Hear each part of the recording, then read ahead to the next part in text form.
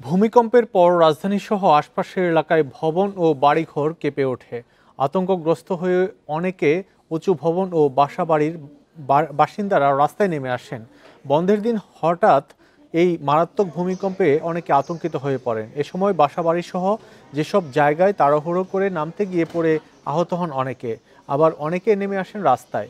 অনেকে বাসার জিনিসপত্র পড়ে গিয়ে ভেঙে যায়।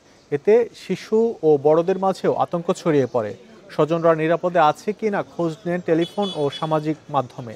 ভূমিকম্পের পর বিভিন্ন জায়গা থেকে হতাহত ও ভবন হেলে পড়ার খবর পেয়ে ফায়ার সার্ভিসের কর্মীরা দ্রুত ঘটনাস্থলে পৌঁছে কাজ শুরু করেন।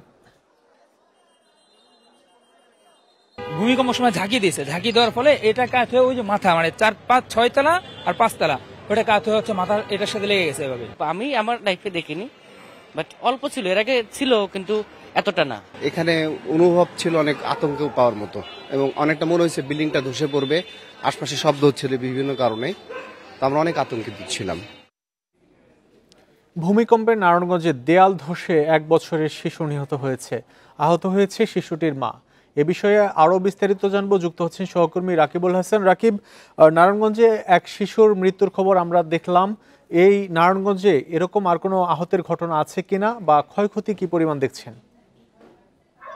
দেখুন, আজকে সকাল 10টা 40 মিনিটে যখন বড় মাপের ভূমিকম্প হয়েছে, তখন কিন্তু নারায়ণগঞ্জের রূপগঞ্জে গোলাকান্দাল এলাকায় যখন ওই শিশুর মা ফাতেমা যে মারা গেছে, তার মা সেই গোলাকান্দাল ইসলামাবাদ এলাকায় সে রাস্তার পাশ দিয়ে যখন হেঁটে যাচ্ছিল, একটি টিন সেট বাড়ির দেয়াল ভেঙে কিন্তু চাপা পড়ে তারা, এবং ঘটনাস্থলে শিশু ফাতেমার মৃত্যু হয় এবং মা কুলসুম এবং প্রতিবেশী জেসমিন আহত হয়।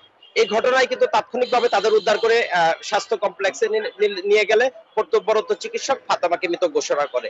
এর বাইরে যদি আপনাকে বলি যে নারায়ণগঞ্জের ঠিক বাণিজ্যিক নগরী এলাকা, আপনি জানেন যে ব্যস্ততম সময়টাতে একেবারে নারায়ণগঞ্জ শহরের যে হোটেল রেস্তোরাঁ গুলিতে এবং বাসা বাড়িতে যখন এই ভূমিকম্পর মাত্রা অতিরিক্ত ভূমিকম্প হয়েছে, তখন কিন্তু সবাই রাস্তায় হইচই করে কান্নাকাটি করে কিন্তু সবাই রাস্তায় নেমে আসে আতঙ্কে, এবং অনেককেই আমরা দেখেছি যে রাস্তার বাড়িঘরের ছাদে উঠে নিরাপদ আশ্রয়ে তারা চলে যায়। এবং সেই ক্ষেত্রে কিন্তু নারায়ণগঞ্জের বাসিন্দারা জানিয়েছে যে বিগত সময় তারা এত মাপের বড় ভূমিকম্প তারা লক্ষ্য করেনি, এবং এই ঘটনায় কিন্তু তাদের মধ্যে আতঙ্ক তৈরি হয়েছে। এবং আপনাকে জানিয়ে রাখতে চাই যে একজন নিহত এবং 2 জন আহতের বাইরে নারায়ণগঞ্জে এখন পর্যন্ত আর আহত নিহতের খবর পাইনি।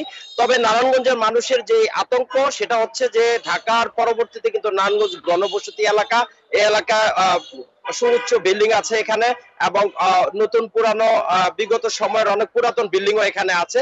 তো সব মিলিয়ে কিন্তু তারা এই ধরনের বড় মাপের ভূমিকম্প হলে এবং তাদের যে দুর্ঘটনায় হতাহতের ঘটনা, সেই আতঙ্কে কিন্তু তারা ভুগছেন, এবং সরকারের প্রতি তারা দাবি জানিয়েছেন যেন সব রকমের ব্যবস্থা তারা নিরাপত্তার ব্যবস্থা যেন সরকার নিশ্চিত করে। এই ছিল আমার কাছে নারায়ণগঞ্জের ভূমিকম্প নিয়ে সর্বশেষ তথ্য। ভূমিকম্পে নারায়ণগঞ্জে এক শিশুর মৃত্যু হয়েছে, সেই খবর জানাচ্ছিলেন সহকর্মী রাকিবুল হাসান।